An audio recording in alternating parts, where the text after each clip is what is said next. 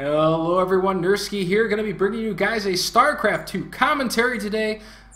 This game I actually picked up from the GDI Invitational, put on by Asus Rog, so I'm really excited to get into the game. But of course, before I go into that, quick little interlude. Of course, I'm back doing a lot of stuff again, and I'm looking forward to a lot of the things I'm going to be throwing at you guys and changes and stuff. You can follow me on Twitter at GoForNursky, or you can subscribe to this channel up above. Please do both of those things. I actually have a link to my Twitter at my channel as well, so please do subscribe to my channel and subscribe to my Twitter. And if you guys like or have any suggestions for some of the stuff we're going to be trying out, leave me feedback. Let me know how you what you think of it. Had some technical difficulties, that's why I was off stream, of course, for a little while. I explained that in the previous video. A lot of internet issues, moving, all sorts of crazy stuff. Even had technical difficulties this week. The microphone I wanted to use doesn't want to work. That's why I'm using the one that I'm using. It's a little more echoey, which I'm not really a fan of, but the other one kept cutting out, so that wasn't much of a better solution. So you guys will at least be able to hear me with this one, so that's what's the most important part. Even busted my glasses this week. You can see there's this... They're just dangling now. We'll get that later. But nonetheless, guys, I'm going to get into this cast. But before I do, I have a very special guest analyst that's going to be joining me today straight out of the Terran Dominion. He was a former battleship cruiser commander, now turned analyst for the sake of our commentary here and our enjoyment. He is Alexi. Alexi, say hello to the audience. Hello, my name is Alexi. I will be doing the analysis today. And I have very good background. I have seen many battles throughout many years. I could actually tell you a story. A very good story. Story about from Planet Char, nonetheless. You know what, Alexi? Let's hold off on the story because I'm sure these guys want to see this game and that's why they're here. So let's get straight into the story, or into the game. We'll get to your story later on if that's okay. No. I mean, it is very quick story. Trust me. I can tell very fast. It will be very good. The fans will enjoy very much. You know what, Alexi? How about we do your story right after the game? I promise you, we'll do it right after the game. We'll do a little analysis. Then you can tell your story. It'll be great. Yeah, do it then. How about that? I guess if you promise, we will do story after game. That is fine. Let's get into game then, and then I will tell story, because it is very good story, trust me. Alright, awesome to hear. Get into your story right after the game. So guys, we're going to get into this game now. Introductions coming up in just a second. Going to go ahead and swing around, and we'll be jumping into our game screen. Alright guys, so here we go. We'll be getting into this game. This is a Game 3 on the map Cloud Kingdom. First off, going to be commanding our Blue Zerg. He is none other than Team Liquid's the little one, TLO. Fan favorite, as always. And then his opponent, going to be spawning as our Red Protoss in this matchup. He, from Team Mouse, is Mana. So here we go. Cloud Kingdom is the map. TLO versus Mana. Two European powerhouses. And I gotta ask you, Alexi, what are your feelings going into this matchup? What do you feel about these players? Well, I mean, TLO, he can be very unpredictable. So you never quite know what TLO is going to do. But nonetheless, I mean, this matchup, I mean, overall, you see most pro players, you know, Zerg go 3 base, Protoss go 2 base, sometimes Protoss all in, sometimes they take quick third. There is some variation, but overall, I feel matchup is kind of very stagnant, you know. I'd like to see very much more new thing come out of this matchup. You know what, Alexi, I actually completely agree with you. Haven't seen a lot of variation in the play in this particular matchup, not as of late. Seen a little bit out of Korea in the later game, but very much so the early game has been pretty standard. Although we do see TLO, it looks like going to be taking a little bit of a risk early on here. Yes, it does look like we are going to be seeing that. Is we do see him put on Hutch first. It's very risky. Could very much get cannon rushed here by Mana. Yeah, I do agree. He does have to look out for those cannon rushes.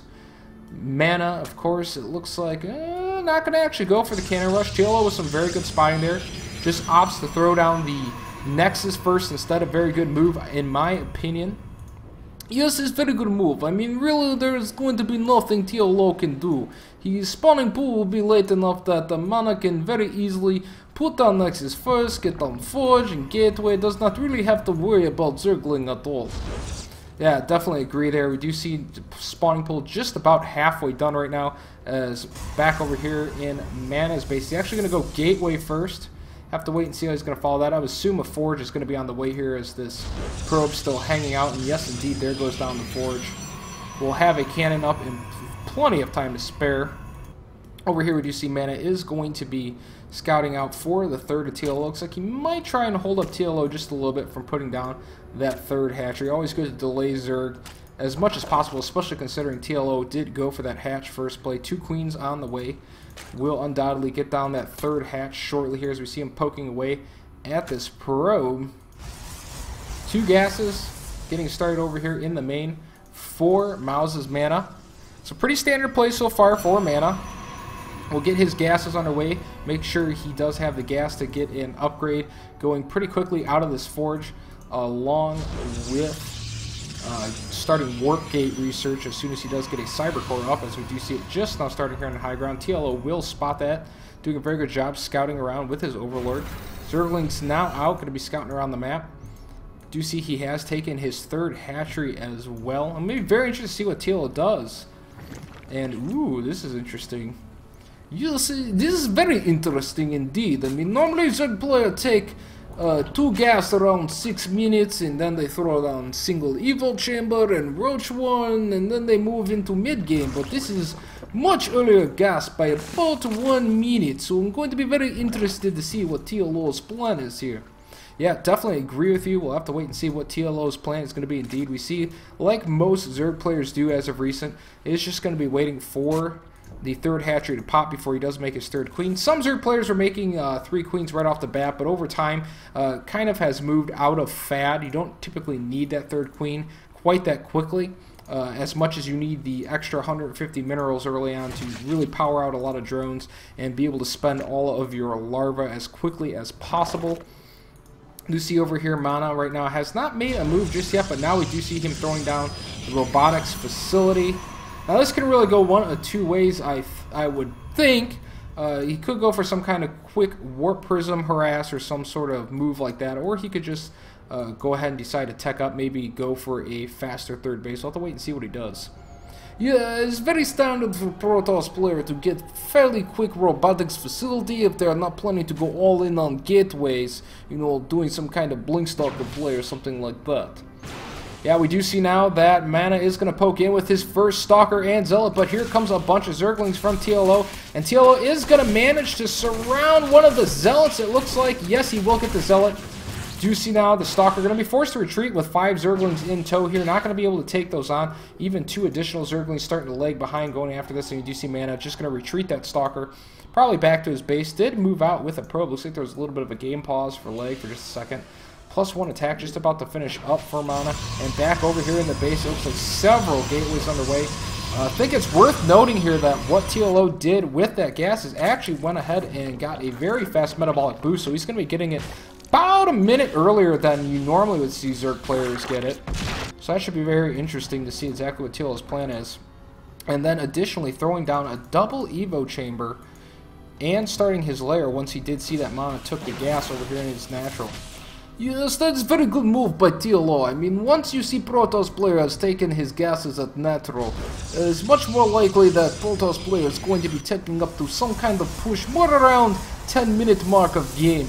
All 8-minute pushes, you typically do not take those 2-second gases, you know, go for maybe a quick Stargate Void Ray, or you go for some kind of quick gateway 4-gate push. You do not take these gases, generally speaking, if you're going to attack that soon.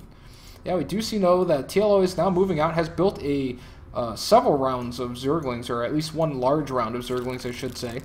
Has started melee upgrades for his Zerglings as well, so it does look like he's going to be going with a very Zergling-centric strategy, and now, throwing down a Spire. So this is going to be just a Ling Muta-style play. TLO also additionally taking a very fast 4th macro hatchery here over near his 3rd base. So this is a very interesting style of play from TLO. I'm very on edge as a Zerg player, interested to see how this actually does work out for him. Observer has moved across the map. Mana right now kind of playing in the dark a little bit. Has seen a little bit of TLO's base. I don't think he's seen the Spire yet, though. No, he has not. So he does not know exactly what TLO is doing.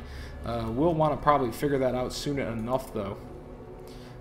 Yeah, we do see that he has not seen that yet, but he can probably guess from the fact that TLO has so many Zerglings out that it either has to be the Mutalisk or it has to be maybe Infestors or something like that, but definitely could put the Protoss player on edge as he is not 100% sure. Now we do see Thermal Lance getting started up.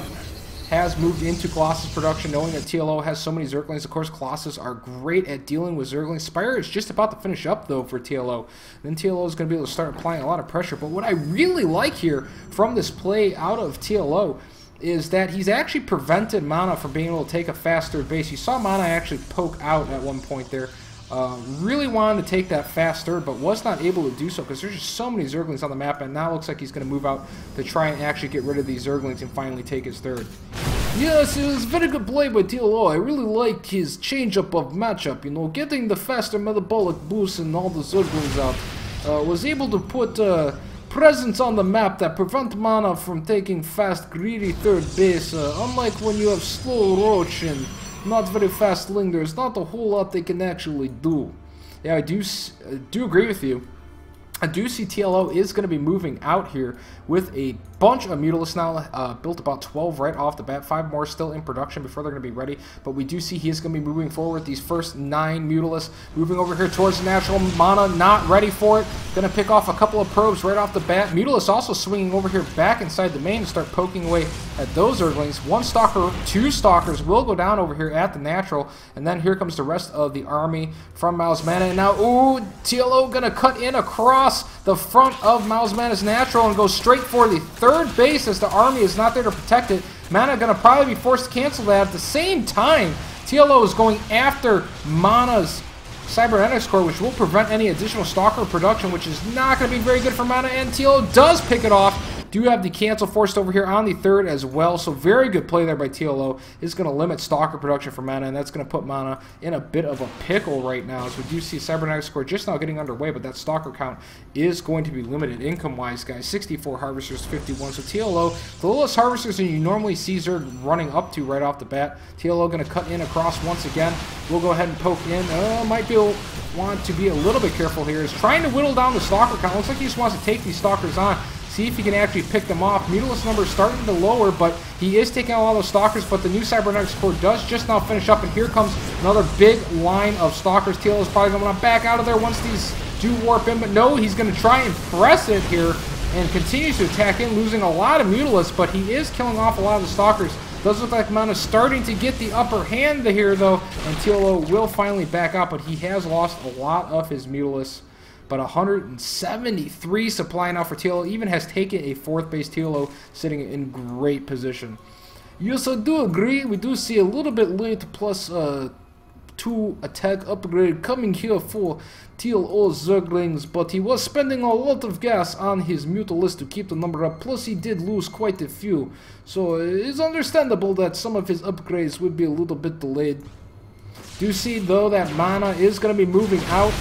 Ooh, he's going to just attack in here. TLO is going to move forward. Is not focusing down these Colossus, though. This may be a bit of a mistake here by TLO. You see the supply now at the top of the screen getting a lot more even than it was just a couple of minutes ago. Does manage to pick off a couple of the Colossus.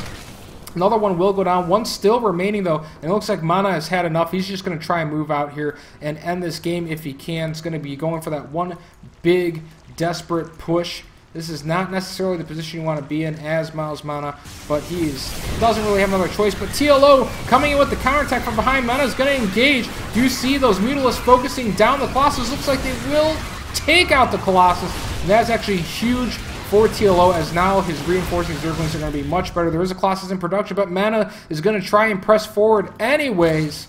Yes, I do not recommend this of Mana. This is a little bit risky. Zergling is going to be so strong here without the presence of Colossus here to support. Yes, definitely do agree, but now here comes TLO going to be swooping in. A couple of Zerglings there to support. Looks like there was a little bit of a pause as somebody needed to leave the game. And Mana's forces are dwindling, 135 to 99 supply, and Mana might finally just be tapped out. Here comes yet another round of Zerglings in for TLO. I think it may just be a matter of time. Mana warping in some forces, trying to do his best to micro these, but there's the GG. And just like that, TLO is going to take the game in what was a very interesting game. Really did like what TLO did there with that Zergling Muta style of play, going for that very fast metabolic boost. Hadn't seen anybody do that before. So everybody who kept pointing at me to go ahead, and if I was going to come back to casting games, to go ahead and cast this in my first game, I thank you. Those people know who they are, because that was definitely a great game. Really enjoyed it. Little bit of a change-up, not a huge change-up, but didn't even ever go with the roaches, just went straight into Ling Muta, got a little bit faster Zergling speed, got some presence out on the map, and it was super effective, as Mana really didn't know, seem to know exactly what to do to deal with what TLO was doing on the map, and as a result, TLO got the win. I mean, any closing thoughts here, Alexi? Well, I mean, I very much enjoyed what TLO did there. It was very good. Very much a change-up from the normal. Mana seemed very caught off guard, much like you said, and overall TLO did very good and has very good win there.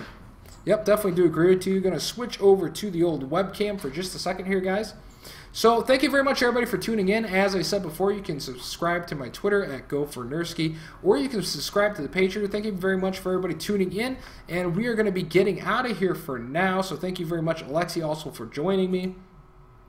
Oh, it was very much a pleasure. But now it is story time. No, we go ahead and do story, because you said after game we would be doing story. You know what, Alexi? Actually, we're kind of out of time, so we're going to have to be going. I'm sorry. Hope everybody enjoyed tuning in. Peace easy for now, guys. I'm out of here. No, it's story. We're supposed to do story. You know, you said you would do story. Story? Oh.